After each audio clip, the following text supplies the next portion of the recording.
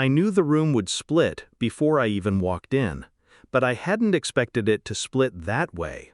Her belly entered before she did, 6 months swollen, round with life. My guests froze, mid-toast, mid-laughter. She was glowing, beaming like the sun itself. And behind her, my husband's face collapsed into panic. His words came out cracked, desperate. It's not what it looks like. Oh, but it was.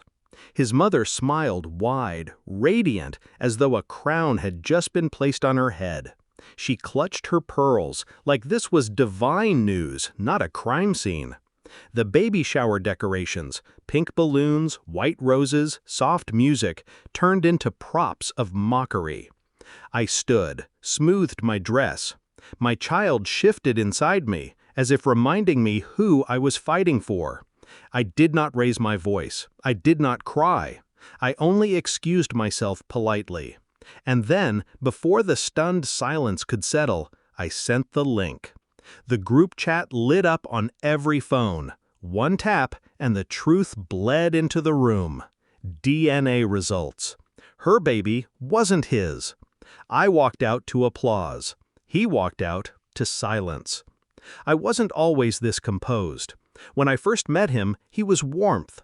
A man with a crooked smile, a steady voice, and a way of making you believe he'd never harm you. We met at a bookstore.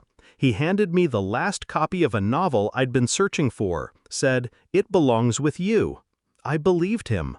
We built a life quickly, dinners that stretched into mornings, promises whispered against pillows, vows spoken before family and God. For years, he was steady, or so I thought. But betrayal has a smell. It seeps into the walls, lingers in sheets, clings to shirts. I noticed it first in his eyes, always darting when I mentioned her name, his ex, the one who never meant anything. His phone tilted away from me, his showers longer, his excuses weaker. I didn't scream, I didn't accuse, I gathered. Patterns, times, receipts, messages. Little fractures that formed a map. And then, confirmation. A late-night text left open on his screen. "The baby kicked tonight. Wish you were here." I stared at it until my body went cold. Then I placed a hand over my own belly, heavy with the child I carried, and made a promise. Not to him, to myself. I would not fall apart. I would not beg. I would bury him with silence and precision. My first step was the DNA test. She was careless, always posting pictures, boasting about her pregnancy glow. I had what I needed, an old photo of her with a wine glass, a lock of hair she left behind once at a party.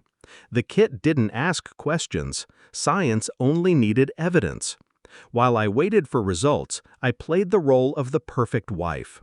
Cooked his favorite meals, smiled at his jokes, kissed him goodnight. He believed he was winning, that I was blind, that his secret world was safe. But I was building the stage. The results came on a Tuesday morning. My hands didn't even shake when I opened them. Not a match. His child wasn't in her womb.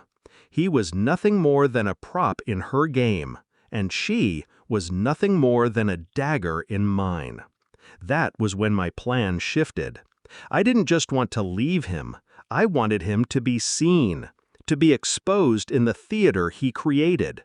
So I waited for my shower, the day when everyone who mattered to him would gather under one roof, family, friends, colleagues, his precious mother. I made sure she was invited. A subtle suggestion through a mutual friend. I knew she couldn't resist.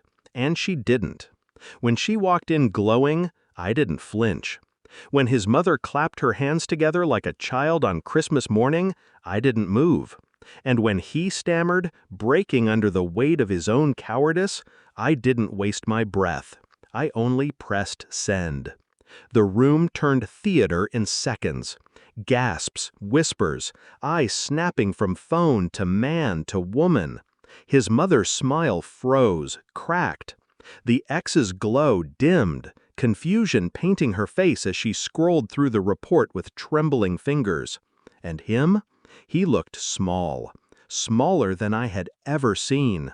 His shoulders bent inward, his lips parted but empty, his whole body begging for words that never came. I turned my back on him, on all of them, and walked out to the sound of hands clapping. My applause. My closure. I filed for divorce the next day. He didn't fight. What could he fight with? His image was shredded, his allies gone, his own mother's voice dripping with disappointment instead of pride. She had her baby months later. Not his, not mine to care about. He never showed up. She never glowed again. And me? I became lighter. My son was born into silence, yes, but silence free of lies. I raised him knowing I chose dignity over destruction. That I taught him strength doesn't always roar. It sometimes whispers, then detonates. Do I regret it? No. He thought he'd break me with betrayal, but I broke him with truth. And the sweetest part? I didn't even need to lie.